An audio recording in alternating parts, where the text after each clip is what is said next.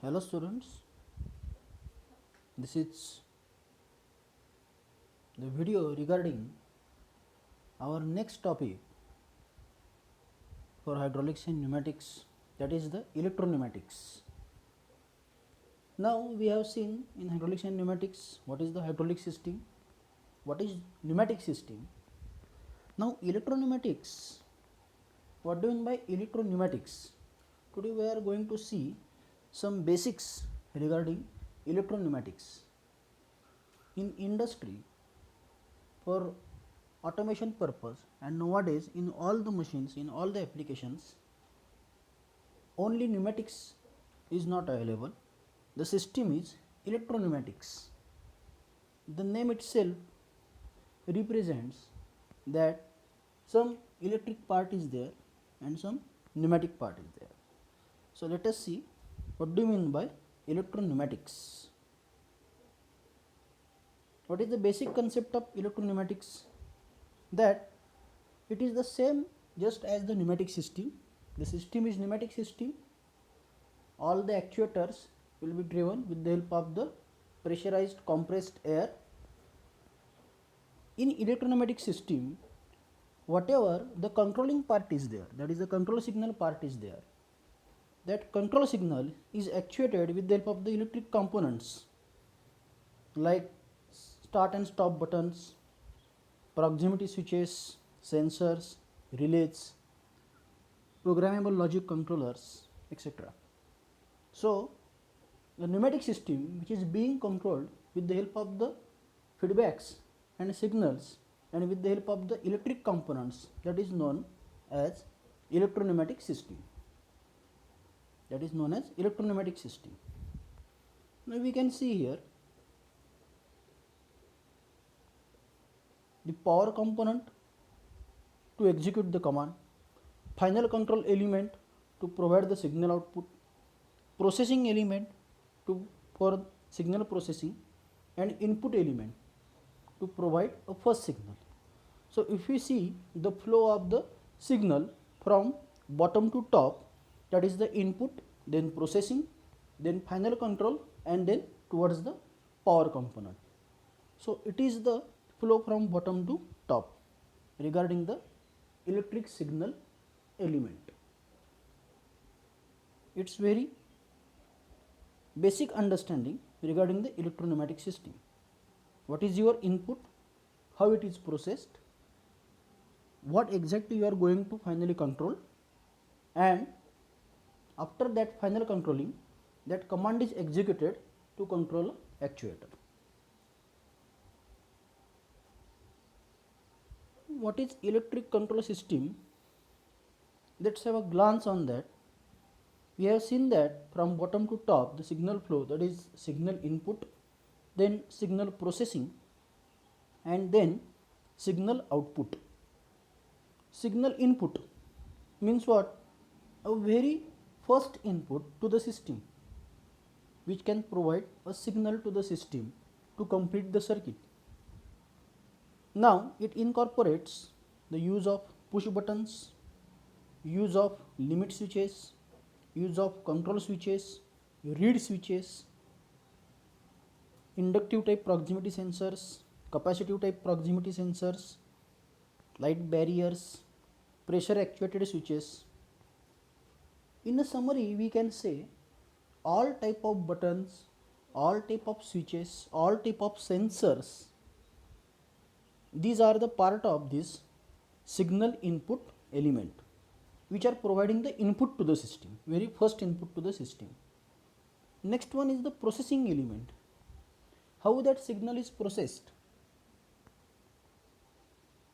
In processing element, relays are there, contactors are there, PLCs means programmable logic controller. It is nothing but just like a microcontroller which relates the input signal to the output signal with some logic, with some conditions.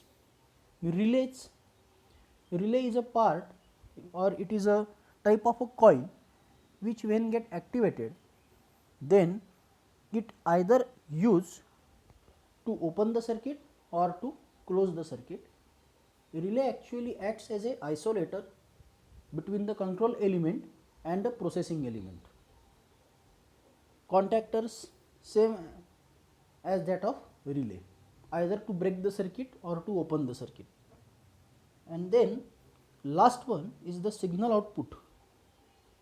What exactly we are going to control with the help of that element, that is nothing but the final signal output element. These are nothing but the direction control valves. We know that direction control valves can be actuated with the help of the solenoid, which is called solenoid actuated direction control valves. So that is the final signal output or final control element in electropneumatics, that is solenoid operated direction control valves. So this is regarding the electrical control system in electropneumatics. Signal input elements, all kinds of buttons, switches, sensors. Signal processing, it incorporates microcontrollers, PLCs, relays, contactors. And signal output element, they are nothing but the solenoid actuated direction control valves. So this is regarding electric control system. Now after that, what is the control chain elements at a glance? You can see on the right hand side there is a electric system, on the left hand side there is a pneumatic and hydraulic system. Now what are the input elements in each of the system? We can have a glance on that. Input elements, as I explained you, all kinds of push buttons, switches, limit switches, all kinds of input signals, feedback from the sensors in case of closed loop control, that are the input elements. Processing elements, in case of electric system, these are the contactors, relays, some electric modules. In case of fluid power system, these are the control valves, isolating valves, pressure valves. These are the processing elements. After that, what is the final control element in case of the fluid power? That is nothing but the direction control valve. Direction control valve is the final control element. Before the actuator, the final control element is the direction control valve. In case of electronics, they are the power contractors, transistors, thyristors, and the last output is nothing but the linear actuators, that is the cylinders, motors. In case of electric system, these are the electric motors, solenoids, linear motors. So this is the flow. Control chain elements at a glance, these slides represents what is the flow of the system. Input elements, that is the input signal, processing element which are used to process the signal, then control elements which actually finally have a control, that is the control element, and then working element, that is nothing but the output of the system, final output of the system, or we can say actuators of the system. So these are the elements, and whatever the arrow shown from bottom to top, that is nothing but the journey of that signal, how signal is processed from input to output, and what are its step by step components, that is shown here. Next one, now one by one we will see what are the different input components, processing components, final control elements and output in this system. Now we have seen that different switches are there, different buttons are there, different sensors are there. So there are normally three type of electric switches which are used in electropneumatic system, that is normally open switch, normally closed switch, multiple contact switch which can be used as NO as well as NC. Now in case of the sensors, mechanical position sensor to sense the position of actuator, proximity sensor to sense the position of the actuator, and the reed switches.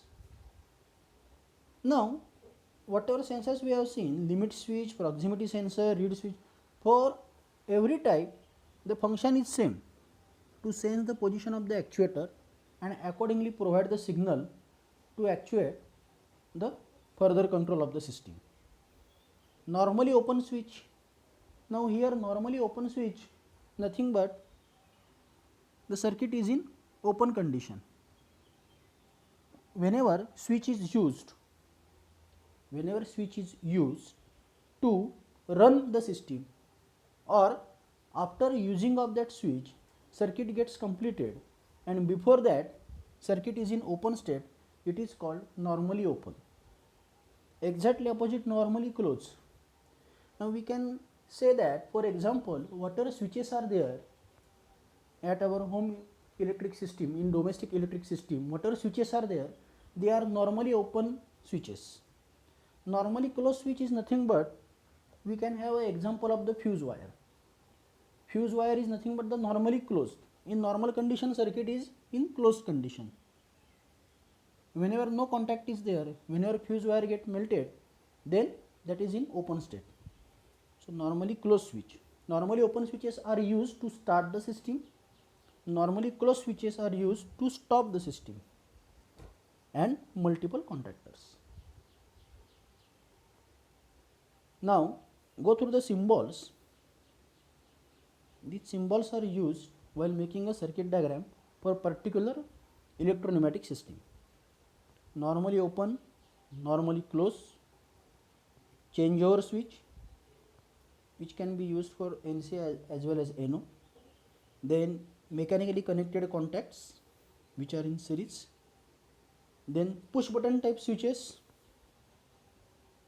which when activated with the help of the push buttons, normally open, normally closed, rotary type switches, and the limit switches. Limit switches are normally open as well as normally closed type, and they are mechanically actuated. Whenever some actuator presses it, it will act as a NO or NC. That is the limit switch. Generally limit switches are used to understand the completion of the stroke. In case of the pneumatic system or hydraulic system, whenever a cylinder complete its extension stroke, at the end of that stroke this switch is mounted, and whenever at the end of the cylinder some roller or clamp is attached, which will push this limit switch and it will turn it on. So mechanically it will turn it on, and that signal can be given to the direction control valve, so that accordingly the further control action can be taken place. So this is regarding the normally open and normally closed type switches and its actuation modes. Now next one is, in pneumatic circuit we know that 3/2, one is the input, one is the output, and one is the exhaust. Normally open, in normal condition flow is connected. Normally closed, in normal condition flow is disconnected. In case of electric circuit, normally open means circuit is open, and normally closed means circuit is closed. So these are the symbols how push button switches symbolically represented the electro-pneumatic system, normally open and normally closed. This is the type how they are used as a normally open and normally closed system.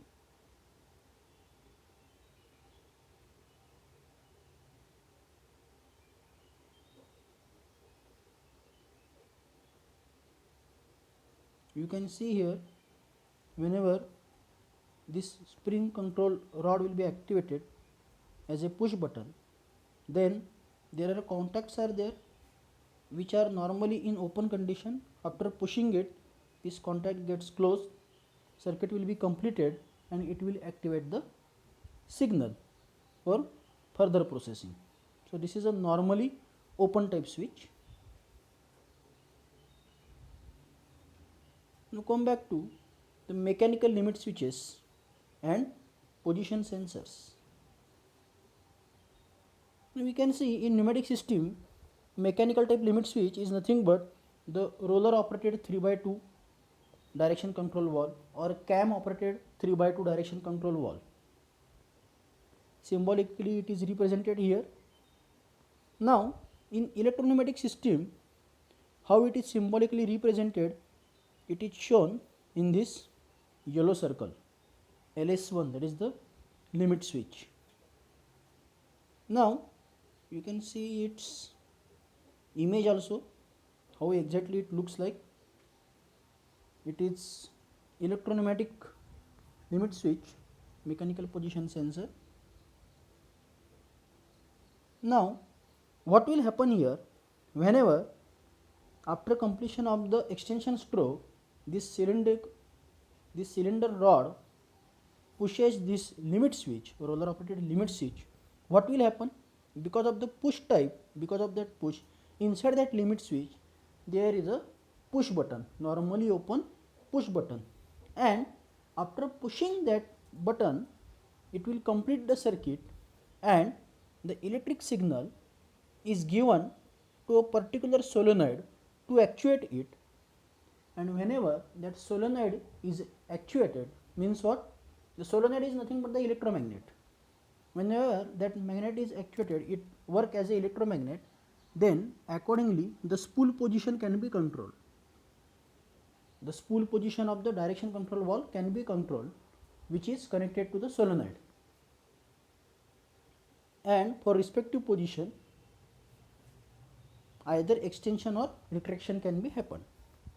Now see here, in circuit diagram we can see the S3 is nothing but the solenoid valve, it is the symbol of the solenoid valve, and S4 is the another solenoid valve. Now this is a 5 by 2 direction control valve having the solenoid S3 and S4 on both the sides. Whenever S3 will be activated, there will be the extension of the cylinder.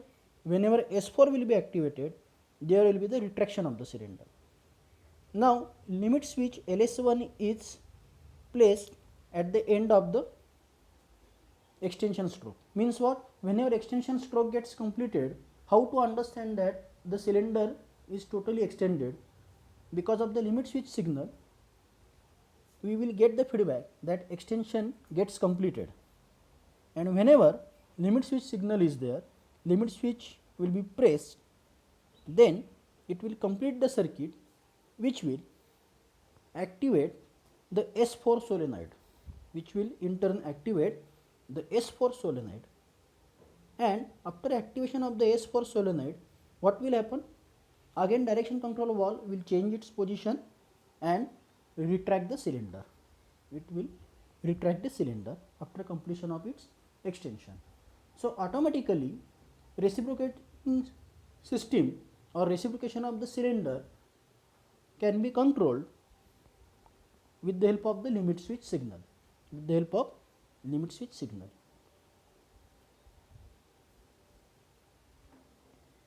Now just as the limit switch, there are some proximity sensors. Now in proximity sensor, transistorized circuit is there inside that proximity sensors. Now whenever any metal body comes in the vicinity of that proximity sensor, that vicinity is depends upon the range of the proximity sensor. It may be from 20 mm, 10 mm, 15 mm, 5 mm, 3 mm, according to the range of that particular sensor. Whenever any metallic body comes in the vicinity of that sensor, then its transistorized circuit gets completed because of the eddy current, because of the cutting of the magnetic flux in that range. It will complete its circuit and it will provide one signal, that is nothing but the voltage pulse, and that signal is used to actuate the direction control valve. That signal is used to actuate the direction control valve. So you can see here how exactly the proximity sensor looks like. There are different types: capacitive type, inductive type,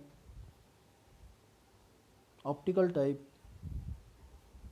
So whatever shown here is the inductive type. In most of the industries, inductive type proximity sensors are used. as far as price is concerned, they are available at less price.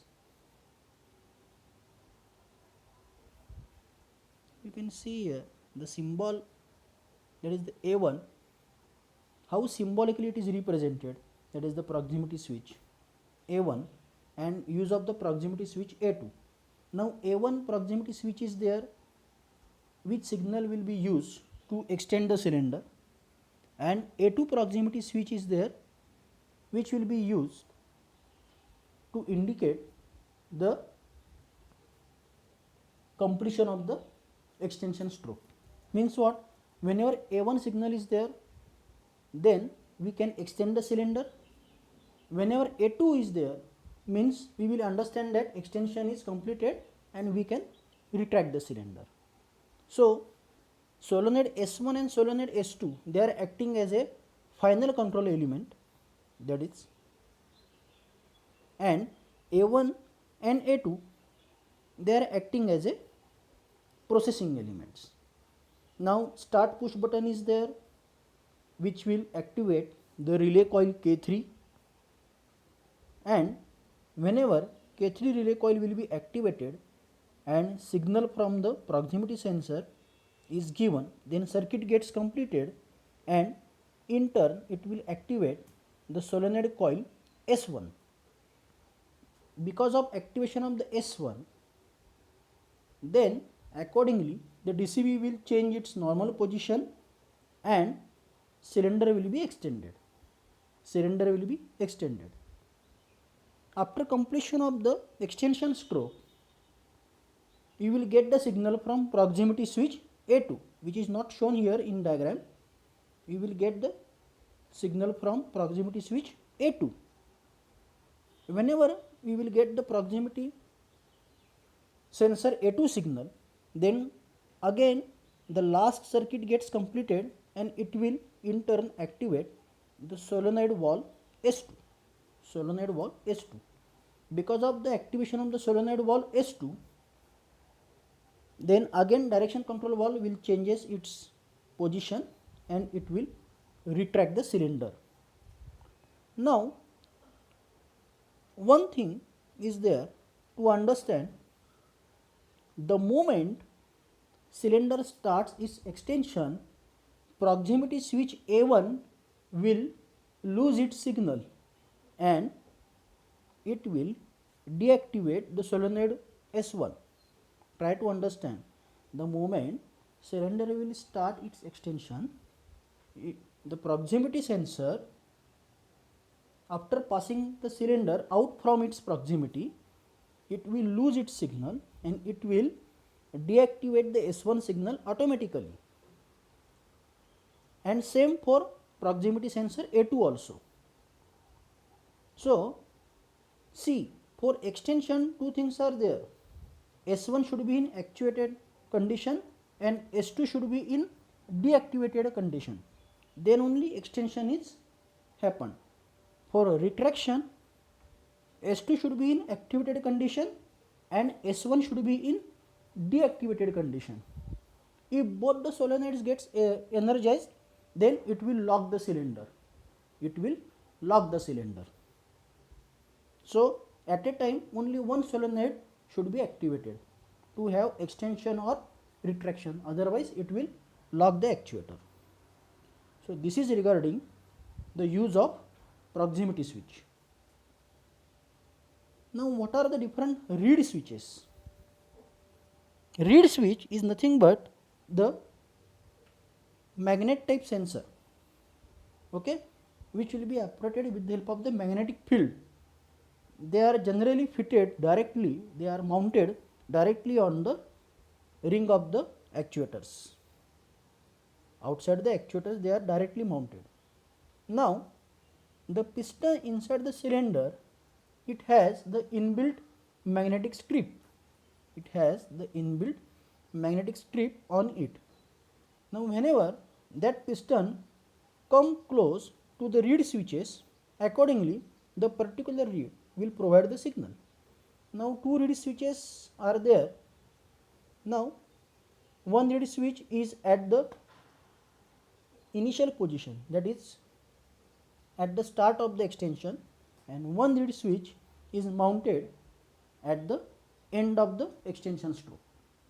So, whenever piston comes in contact with a particular reed switch, then because of that magnetic field, whenever that circuit gets completed, it will provide the signal, and output of this reed switch is used as a input to activate a particular solenoid controlled DCV, to actuate or activate a particular solenoid controlled direction control valve, and it will in turn actuate the cylinder. It will control the extension or retraction of the cylinder. So, in this way, these reed switches are used to take the feedback and accordingly provide the position, provide the signal to activate in turn the solenoid controlled DCVs. So, this is about the reed switches. So, for inputs we have seen the push buttons, then we have seen the position sensors, proximity sensors and reed switches. So, all these are the input components of the electro-pneumatic system. Then next one is, what is the signal processing element? What is the control element which is used to process the signal in between the input and final control element?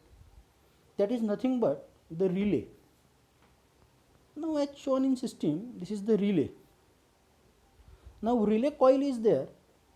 Whenever the supply is given to the relay coil, what will happen? The armature which is connected because of the relay coil, it will act as an electromagnet and it will be attracted towards the relay coil core whenever supply is given to this relay coil. And because of this armature movement, as shown symbolically, the 2 and contact terminal 2 with the armature strip that is in normally closed position, and terminal 4 and armature, they are normally in open position, means no contact is there, means open, and contact is there means closed. So, before actuation of the relay coil, armature strip and terminal 2, they are in closed position, means it is called normally closed position, and terminal 4 and armature strip, no contact is there between the terminal 4 and armature strip, that's why it is called as the normally open position. Try to understand the meaning of word normally. Normally means what? Before actuation of the relay coil, means before energization of the relay coil, that is called normally, in normal state. So, here normally closed switch is used to deactivate the system, normally open is used to activate the system. Whatever we want to activate after energization of the relay coil, that will be connected across the 4, across the terminal 4 as far as this diagram is concerned, and whatever we want to deactivate after energization of the relay coil, that will be connected across the terminal 2. So, this is regarding the relay. So, relay coil always comes with the two type of the terminals, normally open and normally closed. It isolates the two parts of the system. These are the functions of the relay. When power is applied to the relay coil, the core magnetizes, drawing the contact assembly in. This will change the state of all contacts in the relay, means normally open contact becomes closed and normally closed contact becomes open. Relay uses the small amount of power to control the switches. The voltage applied to the coil does not have to be the same as that in the control circuit. Means what? In control circuit, the control circuit signal is just to activate the relay, and whatever voltage is given to the actuators, that can be a 240 volt voltage, but whatever control voltage is required, that can be the 24 volt 12 volt, 10 volts. That's why we can say that relay is isolating the control part and the actuation part of the system. It is isolating control part and actuation part of the system. That's why it is given that relay is used to allow low voltage control system to switch a large current or high voltage system. Suppose any motor, AC induction motor is there, which is running at 230 volts, or two phase motor is there which is running at 480 or 460 volts. Then to control, means to make it switch on and switch off, suppose a relay coil is used, relay contact relay is used, then its controlling can be done with the help of the 12 volt supply or 24 volt supply, and in turn it will control the AC motor or DC motor which is running at 480 volts, 460 volts or 230 volt supply. So relay isolates the electric circuit as a control circuit and as a actuator circuit, and it isolates the two parts, that is the low voltage part and high voltage part from each other. So this is the basic function of the relay. Now this is regarding the input elements and control elements or signal processing elements of the electro-pneumatic system. Now in next video we will see what are the output elements, what are the final control elements, and how to build up a circuit diagram for a particular pneumatic circuit, how to build up an electro-pneumatic system for normal extension stroke, normal retraction stroke, for double acting cylinder, for single acting cylinder in next video. I hope through this video you are in a position to understand what do you mean by electro-pneumatic system, what are its components, what is the signal flow, how they are classified, and what are the types of particular elements in each type, that is the input elements, input signal elements, processing signal elements, and finally control output signal elements. Okay, thank you.